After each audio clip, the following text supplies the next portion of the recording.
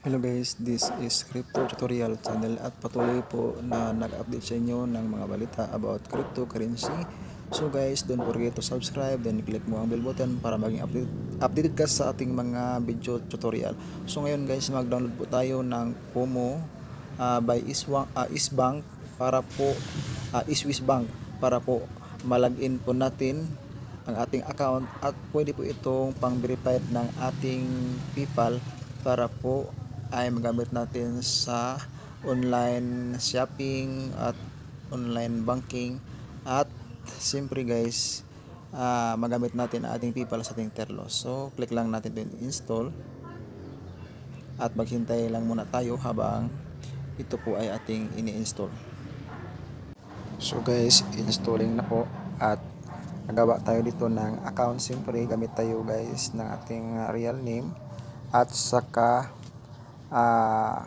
kailangan mayroon tayong supporting documents na pang verify dito, kasama na din yung mga valid ID natin katulad ng UMID, SSID at saka visa or passport pala guys, passport at yung iba pang mga government ID na pang verified po kapag nag-apply tayo ng banking, online banking.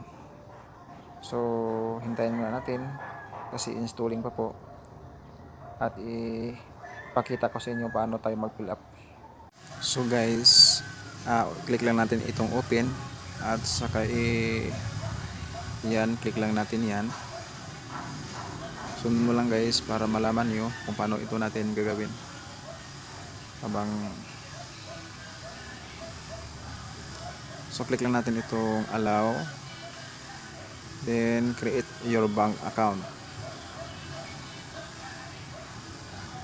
Click lang itong Filipino.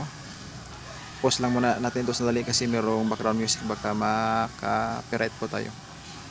Tapos guys, click lang natin ito continue. Huwag natin itong i-check kasi US citizenship yan. So Filipino tayo, so ito are you a Filipino, so yes ang ating ilagay. Tapos click continue, then click got it and let's go. I understand, yes I understand, click mo yan. Tapos yung email natin at saka cellphone number natin nalagay na natin guys. So click lang natin itong continue, then please wait, so hintay at mayroong authentication code, OTP, so automatic yan.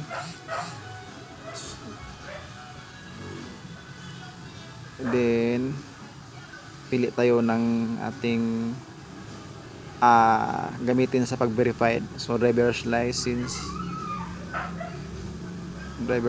try natin. So guys, pili lang kayo kung anong valid ID ang available sa inyong pamamahay o ang nasa inyo. So sa akin driver's license, click lang natin itong use this to verified, click natin allow. So guys, kung nakapili na kayo ng gagamitin nyo na pang verified na ID, so i-click mo lang itong use this ID to verified. Click mo lang, tapos click mo lang continue. Pause lang natin sandali kasi merong music sa silingan, kapitbahay. So ito ang nakalagay na po ating driver's license. Click lang natin itong continue. Tapos merong face verification, so pause lang natin ulit. So yung face verification, yung face mo, so kayo na lang bahala. So nasubmit na po natin. Sabi ito, thank you, your ID has been submitted for verification, you can now proceed with the account application. So click lang natin itong check. Simply name natin, middle name, last name, date of birth, gender, place of birth, then click mo lang itong continue. Tapos guys, yung referral code ilagay ko sa description section, so wag niyong kalimutan na ilagay para mayroon pong benefits. Tapos pag continue, click mo lang itong nature of works, then source of funds. So meron tayo itong mga pagpilian. So ito na lang ang piliin natin, agriculture and farmer. Source of funds,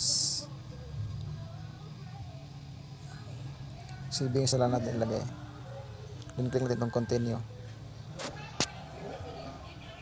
Tapos pilapan naman natin ito, Philippines, province, city, barangay, zip code, unit, street, then use this permanent address, then ulitin, tapos click confirm the house and street number.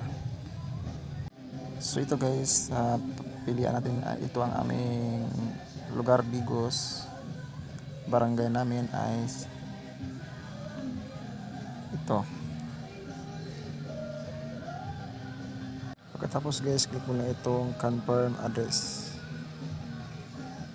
So meron na tayong bank account. So kung kailangan nyo ng Visa card, click mo lang itong yes, I want to claim. So kapag hindi, click mo lang itong no sa akin. Then set up debit card. Submit natin ito guys, submit Kumu application. Then set up passcode. So nag-error, please input valid email address. So input tayo, click OK. So ito guys, so next one, hang tight. So error pa din.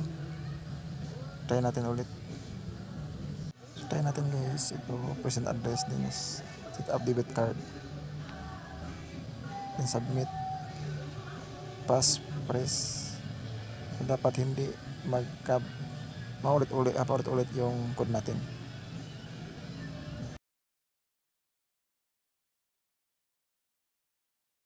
Congratulations, thank you for creating a Kumu account. We will update you on the status within 72 hours. You may also proceed to your dashboard. Proceed po tayo.